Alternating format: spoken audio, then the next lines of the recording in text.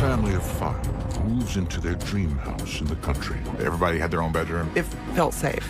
And soon encounters paranormal activity. What begins with footsteps and imaginary friends Something was there. escalates into something so evil I saw her laying in a puddle of blood and I thought she was dead. and so powerful, it may never be tamed. Cast into hell all the evil spirits. Amen. In America, there is real evil. It lurks in the darkest shadows and in our most ordinary towns. Between the worlds we see and the things we fear, there are doors. When they are opened, nightmares become reality.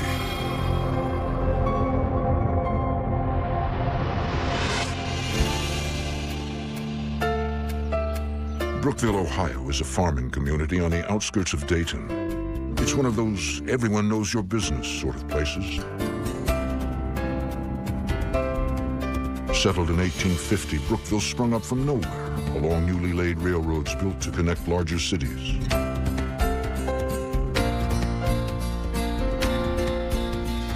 I grew up in the country. It was safe, fun, big yards, close-knit community, and that's what I wanted for my children. Hey, come on, let's get in here. Get in there, little taker.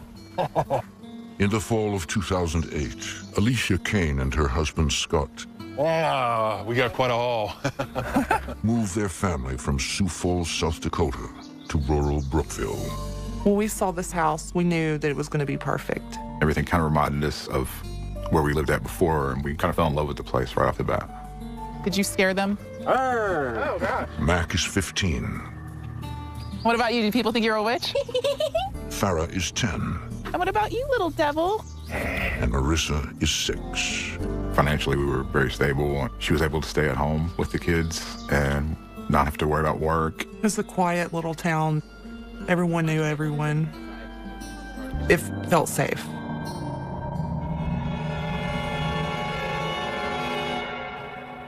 Inside, the 4-bedroom house feels spacious and open. Look at this. We've always been in smaller homes, and it was a good-sized house, and we would have plenty of room. Everybody had their own bedroom, and there was lots of space for everyone to run around. And Who's got some candy for Dad, huh? But the house and property are not as ideal as they appear to be. Within these walls, bad things have happened. Spirits are not at rest.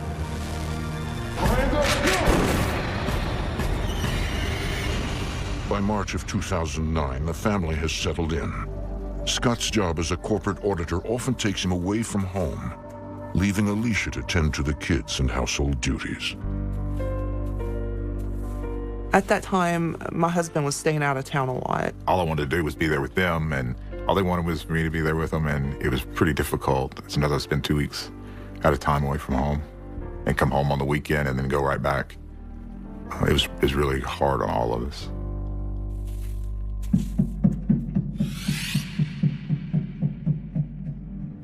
Six months after moving into the house, weird things started happening. I heard footsteps, and it sounded like bare feet hitting the wood floor.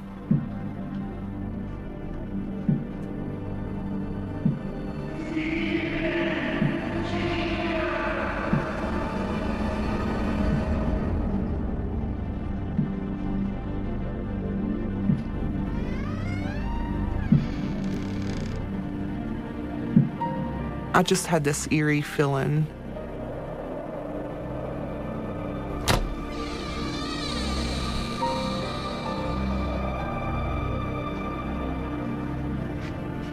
I couldn't see anything, but something was there.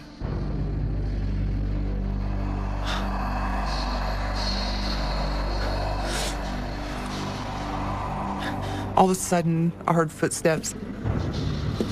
They were getting closer and closer. All of a sudden, it stopped.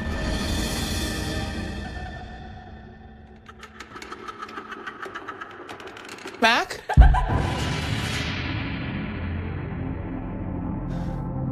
When I didn't see anything, it made me feel like maybe it was just me. I felt confused, frightened, crazy. My gut told me that something wasn't right in that house. Alicia decides to keep the strange experiences to herself. When Scott returns home from his business trip, she feels safe once again. But one night, Alicia suddenly wakes up to intense heat. It feels as if the house is on fire. I was really hot. I had to throw the covers off. It must have been 90 degrees in that house. I was burning up. Scott. Did you turn up the furnace? Scott.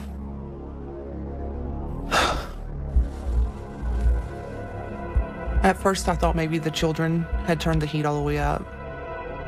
But the thermostat has not been touched.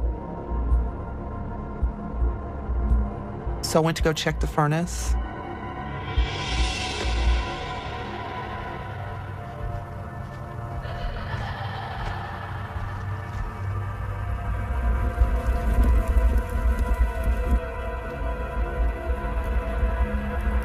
The furnace was turned all the way up.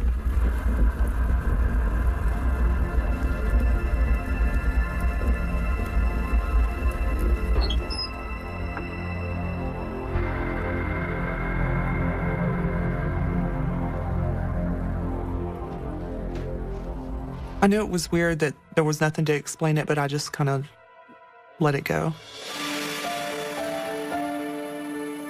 One afternoon, Alicia hears something out of the ordinary. What's your brother's name? It sounds as if her daughter Marissa is having a conversation. I have a brother too. His name is Mac. I noticed that she was talking to somebody that wasn't there.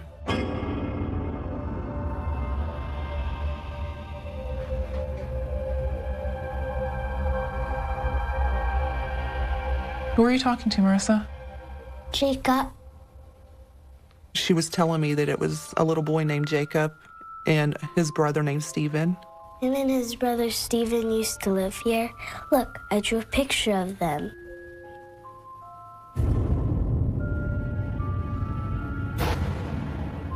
Why are they wearing masks?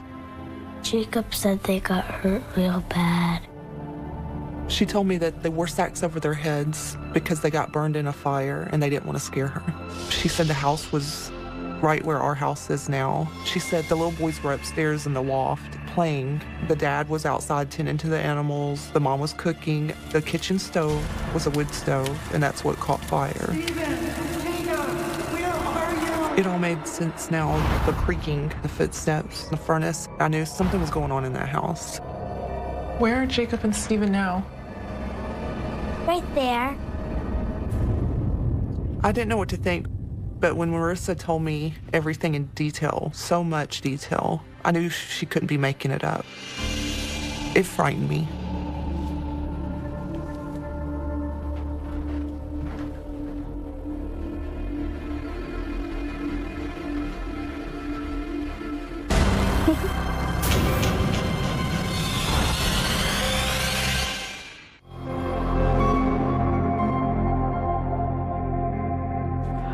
In the fall of 2008, the Kane family, Alicia, Scott, and their 3 children, move into a house in Brookville, Ohio.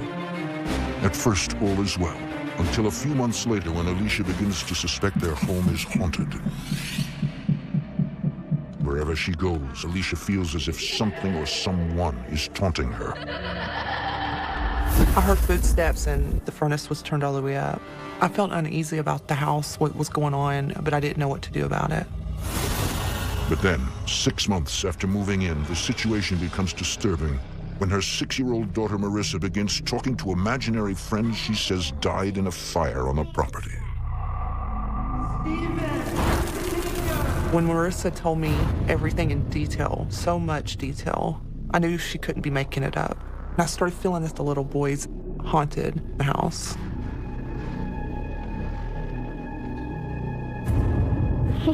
My gut told me that something wasn't right. I just wanted answers. Alicia has not said a word to her husband, Scott. I decided not to tell Scott because he was out of town working a lot. Instead, she takes matters into her own hands and does some research at the local historic society. I was hoping to find answers of the owners who lived there, who's died there, anything I could think of. What Alicia discovers rattles her to her core. Factual evidence to back up her daughter's story. I found out there was a home on the property in 1865 and that it had burned down, so that confirmed what Marissa had told me. In that moment, I knew something was going on in that house. The records offer nothing more about the house or its inhabitants, but Alicia believes her daughter's new friends were burned alive on their land. It made me feel very frightened. I wasn't scared of ghosts, but I was scared of the unknown. That night, Alicia tells her husband about the records of the fire and Marissa's new friends. I'm really worried about Marissa. What if they're not imaginary friends? I don't know, what if our house is haunted? I found this map in the Historical Society, Scott. Honey, she's just using her imagination. It's normal behavior for a kid her age in a new place. I kind of reassured her that kids have imaginary friends and it's kind of normal and there's nothing odd about it or strange. She's the youngest and the two older kids would kind of leave her out of stuff, so I just thought she was trying to make her own friend, you know, have someone to talk to because they were kind of older and kind of ignored her a lot of times, so I just thought she was trying to have a friend, imaginary friend. I was a little upset that he didn't believe, but I wasn't scared of the little boys. I felt like they weren't there to hurt us, that they were just trying to let us know what happened to them. It's an old house. When you turn the hot water on, the pipes knock and make noises underneath the house, and the doors all creak, and when the wind blows, you could hear it in the windows, and when cars drive by, it's kind of loud sometimes, and the lights will play tricks on you. I just tried to not focus on the house being haunted and live normal. Then, a few weeks later,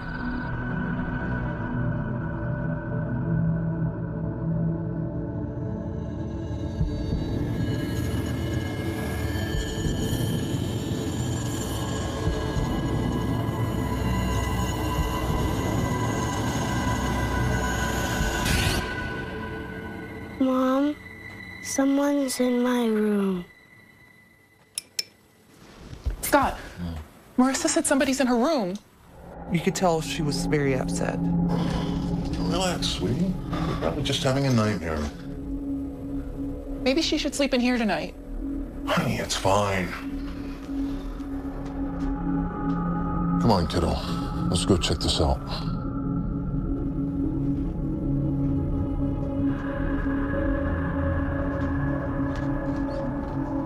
That made me feel uneasy, very uneasy.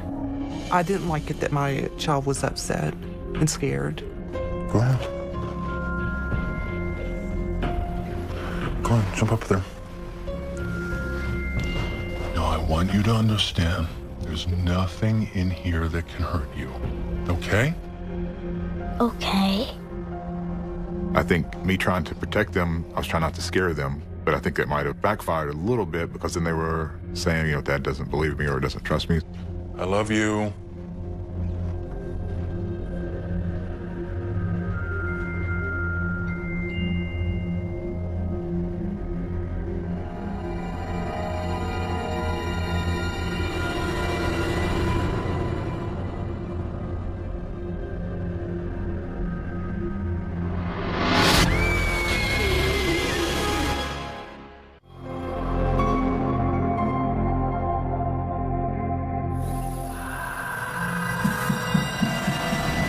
It's 2010. For months, Alicia Kane has been convinced that her house is haunted by the spirits of young boys who died in a fire on a property long ago. Her 6-year-old daughter carries on conversations with the ghosts who appear friendly. What's your brother's name? while her husband Scott refuses to believe. Honey, she's just using her imagination. One night, young Marissa is visited by a much more terrifying entity. Mom, someone's in my room. Honey, it's fine. Come on, kiddo. Let's go check this out. There's nothing in here that can hurt you.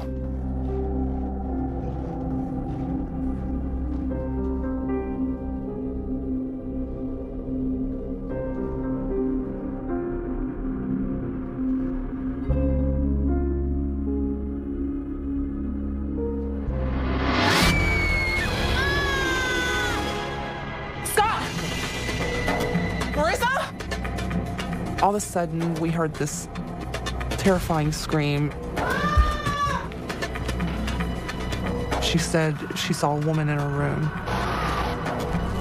She said the woman's dress was torn and she was bleeding. It was very real to her. I had never seen her that scared before. It's okay. What happened? Nothing. Marissa's older siblings, Mac and Farah, are concerned about their sister. I knew something was definitely strange going on.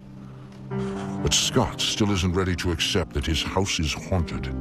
Scott thought that because we were talking about the little boys, it stirred up Marissa's imagination. Come on. She can stay in our room tonight. I knew 100% that my house was haunted. I was starting to think that there was more to it, not just the little boy ghost. Over the next few weeks, everyone in the family is on edge. Even Scott feels the tension. I started noticing that the kids were a little more skittish in certain areas of the house, and the girls wanted to start sharing a room together. They didn't want to sleep alone. And so we moved Marissa out of her room into Farah's room. The whole kind of vibe of the house had started to change. We were all walking on eggshells. We didn't know what to do. We were all very scared. But with Scott working out of town much of the time, it's Alicia who must cope with what her husband still denies. That something sinister inhabits her home. I wasn't sure what was going to happen next.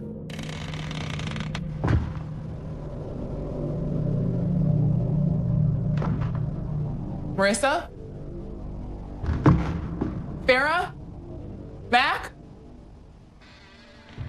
I was starting to think maybe something bad happened in that house. Miranda, no!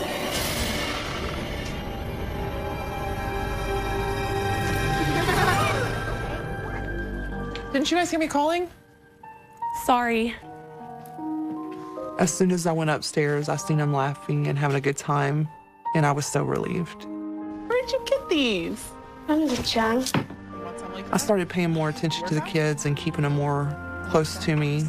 They almost fit you. Hey, Mom, come look at this.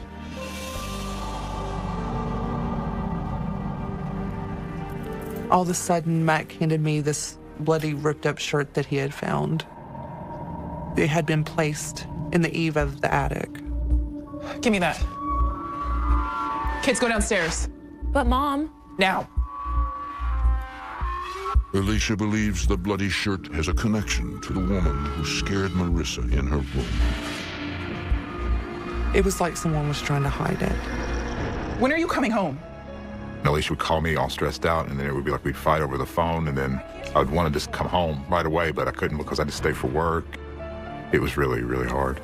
Something is in this house. Scott still didn't want to believe it. I was all alone, dealing with a stressful situation. All right.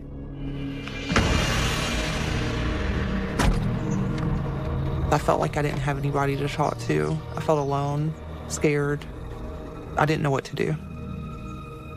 I decided to talk to my neighbors to see if they knew anything that had happened in that house. Excuse me. Do you know if anything strange ever happened in my house?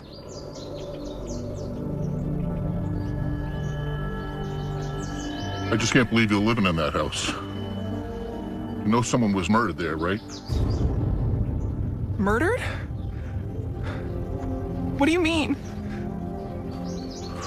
We were all shocked. My neighbor told me that the previous person that lived in that house had shot and killed his wife. She was just real sweet. A beautiful girl.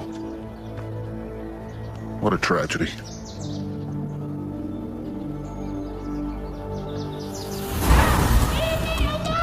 According to local newspapers, the murder took place in the early 1980s. Where are you gonna go, Miranda? Where are you gonna go? You have nothing without me. You understand me? The newspaper article said they had been in an argument, Miranda, no! and he shot her twice in the back. It confirmed what had been going on in the house, what Marissa had seen. It's when I realized that the house was really haunted.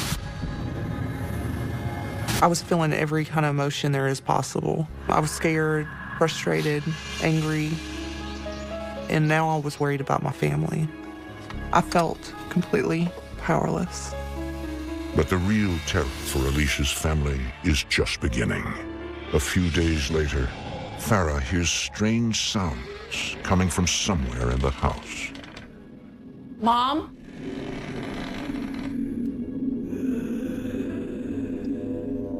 Mom?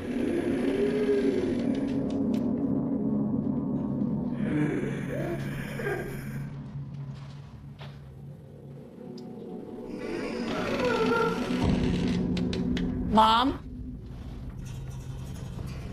Mom?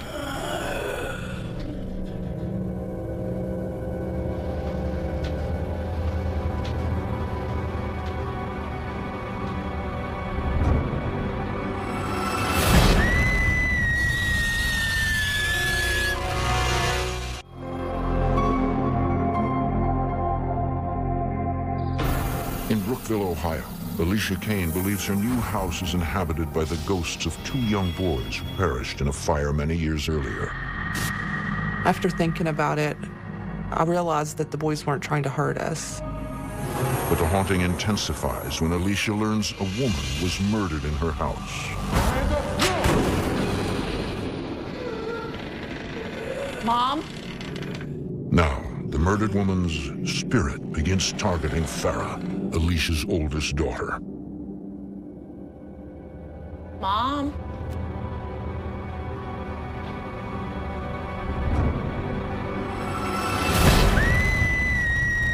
All of a sudden, I heard this terrifying scream, and Farah was crying and shaking. It was awful. What happened? I saw her, Mom! I saw her! She said she heard creaking come from the bathroom, and she saw a bloody woman. She was bloody all over. She had blood coming from her eyes. I tried to calm her down, but it was really hard. She was really freaking out. The way Farah described it, it seemed as if it was the same woman that Marissa had seen. Alicia is devastated. It all made sense now, the clothes that Mac found and what Marissa saw. I was absolutely terrified. It was now targeting my kids, and I didn't know what to do. Alicia feels betrayed because no one told her a murder took place in her home. I was scared, frustrated, angry that no one told us what happened in the home, and now I was worried about my family. I went to go get the clothes that Mac had found. I threw them in the fire, and I thought it would get rid of everything that's happened. I just wanted it to all go away. Alicia? What's wrong? Did you know a woman was murdered in our house? I didn't really want to believe it still. I was still kind of in denial about it. But when Alicia had told me that the previous owner had murdered his wife in the house, it kind of made everything fall into place. That's who Marissa saw in her bedroom that night. And Farah saw her in the bathroom this afternoon. She was covered in blood. Everything that the kids had experienced, everything that Alicia had experienced, it all made sense. And it kind of floored me. I found this in the newspaper. It was, it was staring us right in the face. I'm so sorry I didn't believe you. The evidence overwhelms Scott. He finally believes the house is haunted and accepts the idea that his family needs help. I knew that she was pretty much at her wit's end, and we needed to find somebody to help us. She was going to fall apart, the kids were going to fall apart, everything was just going to go south from there if we didn't get any help. We knew that we had to find somebody to help us. We couldn't do it on our own. A mutual friend helped us find the Foremans from Living Dead Paranormal. Soon after, the team of 3 brothers, Josh, Sean, and Rocky Foreman, arrive at the house.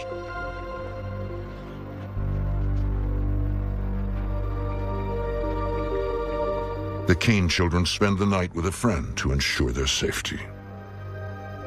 On this particular case, we started up on the 2nd floor because it was one of the areas when we were doing the walkthrough, you got the heaviness on your chest, and it was also the area that the family was having most of their experiences.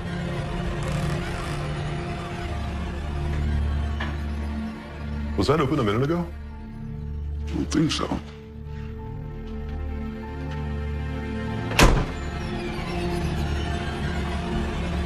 Let's go check out the attic. Okay.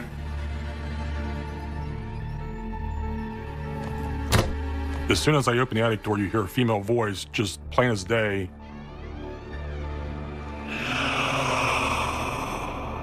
It was real drawn out. She goes, "No." It was like she was standing right there with us. At that point, part of you says, get the hell out of the house. But Josh feels a sense of responsibility to the family. Overcoming his fear, he and Rocky proceed with the investigation.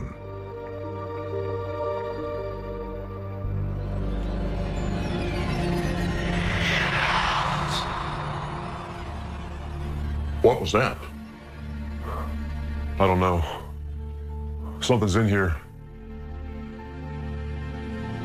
He immediately got a sad feeling, and he'd asked if I was feeling the same thing he was feeling, because a lot of times, when you're in the middle of an investigation, you'll get different emotions, from sadness or fear, and just going up the attic, you got that heavy feeling that was just like an overwhelming sadness.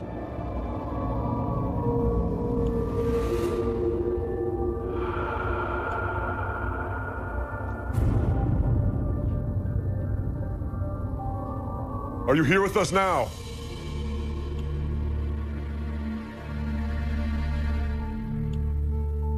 What do you want?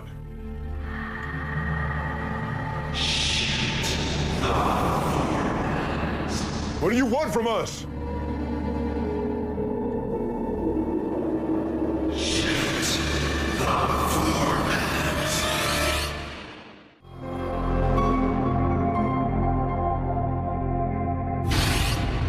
For the past 2 years, the Kane family has been terrorized by the ghost of a woman who was murdered in their Brookville, Ohio home.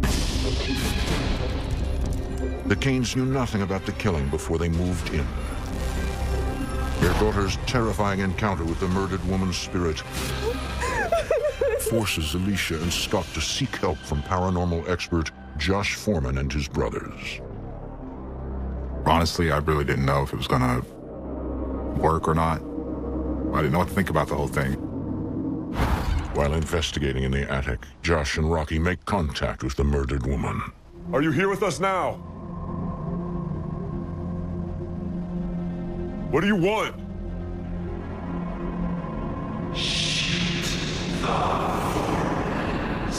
What do you want from us?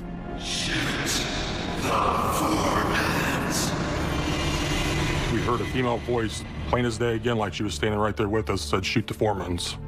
When you actually get an EVP, knowing that it's your last name is really uneasy. We've investigated a lot of homes, and we've never ran into anything that was this aggressive. It was definitely eerie to get something that clear that really validated for us that, whatever was in this house is linked to the murder. We need to pick it up a notch and do whatever we could do to help this family. Josh breaks the news to Alicia and Scott. This ghost is upset and hell-bent on disrupting their family. I believe the woman who was murdered in this house is still here. This was the home that she was supposed to start her family. and raise her kids. And then in a very tragic and sudden way, all those dreams were ripped away from her. The foremans told us it would only get worse from there. I tried to debunk things that happened that I couldn't explain or had no excuse for, but everything that was happening was real. Josh provides a solution. We'd like to bring someone in to perform a cleansing. We were at our wits' ends on it, so we didn't know what to do. I was terrified. I was hopeful that the cleansing would help.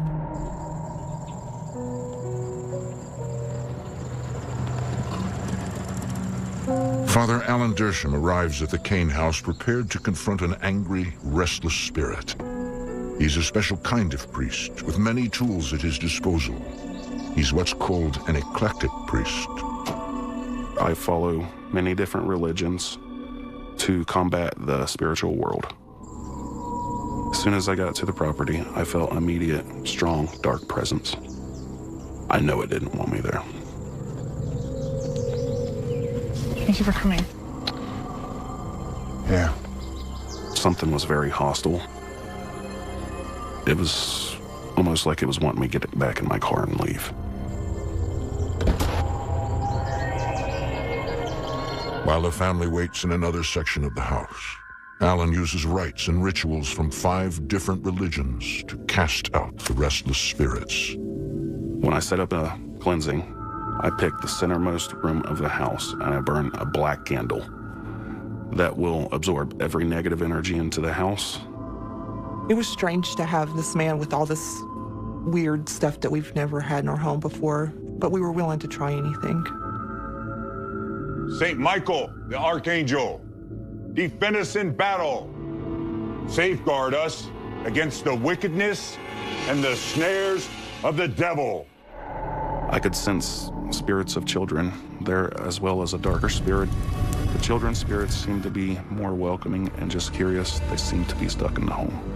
The dark entity was on the upper levels of the house, towards the attic and the second floor. The darker spirit in the home was very angry, and you could tell it definitely didn't want me there. I'm at battle with the spiritual realm for this family. By the power of God, cast into hell Satan and all the evil spirits who prowl about this world seeking the ruin of souls. My goal is to get rid of it. Nothing's going to steer me from that goal. Amen.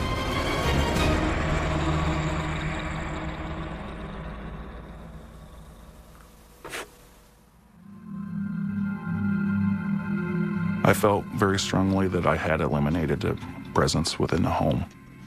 For 1 week, life in the house returns to normal.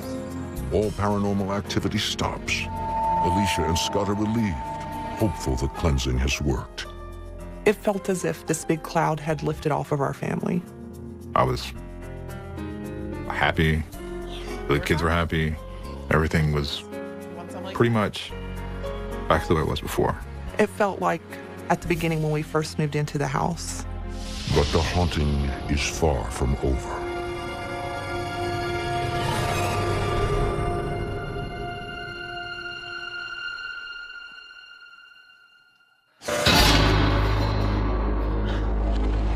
I started feeling this burning on my leg. I was very terrified. All of a sudden, I looked down and saw blood on the bathroom floor. I followed the trail down the hall.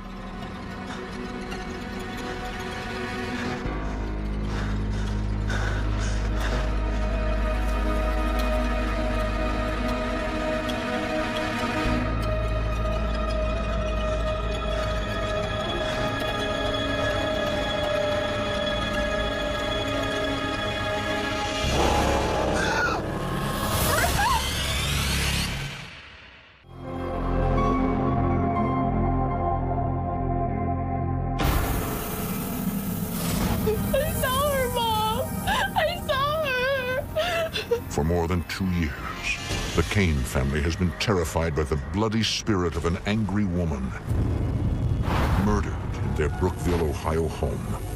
After bringing in professional help and getting the house cleansed, the family believes their nightmare is over. Cast into hell all the evil spirits. Amen. But it's not. It's back with a vengeance.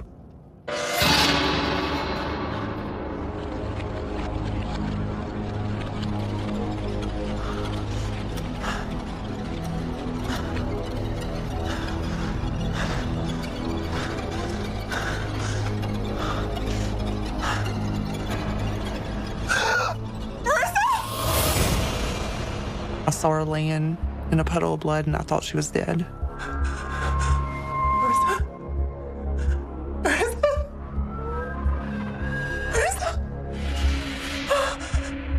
She woke up and she didn't know what had happened. It looked like she had had a nosebleed, but it wasn't a normal nosebleed. What happened? This was my baby, and it terrified me. Alicia rushes Marissa to the doctor, who explains it's just a bad nosebleed. Alicia believes it's something more sinister. It was too much blood.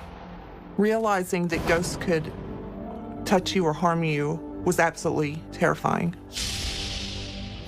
I tried to protect my kids, but how can I protect my kids when I can't even protect myself? I felt like it was only going to get worse. This is the last straw for the Kane family. To feel safer, we all decided to start sleeping in the living room so we could all be closer together. We felt we could keep a better eye on the kids. There was so much stuff happening that we couldn't even keep up with it. It was too much. The family decides to move out as soon as possible, but for financial reasons, they have no idea when that will be. We are currently trying to get out of the house. It has been a burden on all of us to not be able to just leave the house. We're financially stuck, but we are saving to get out as quickly as possible. Me and Alicia decided that was it. We weren't going to take all this stuff anymore. We weren't going to go through everything again. We're trying to ignore all the other stuff that goes on and just concentrate on getting out of there. I had to go and have that talk with my kids again, that we got to be strong. Dad, what if the ghost comes in here? Paranormal investigator Josh Foreman plans a formal exorcism of the house once the Kane family moves. He hopes to make it safe for future inhabitants. Personally, for me, I was devastated to hear that the activity came back because we tried everything that we knew from the different experiences we've had over the last 10 years of investigating the paranormal. But there is a chance that whatever they do, the spirits may never be driven from the property. It needs to be something more in your face that's really going to push this thing. It's really time for us to think outside the box. My only hope is whatever this is doesn't follow them, and they can be at peace finally. One thing is certain, the Kane family will be forever haunted by the experience. I was definitely a skeptic. I didn't really believe in paranormal. No, I really don't know what to tell people. I wouldn't wish anybody to go through anything like that. It's horrible. It's not fun and games. It's really rough. It's not what I was intending for my children at all. It hurts a lot. It feels like I'm not protecting my family the way I should. I hope and I pray that my kids can get over this. I feel very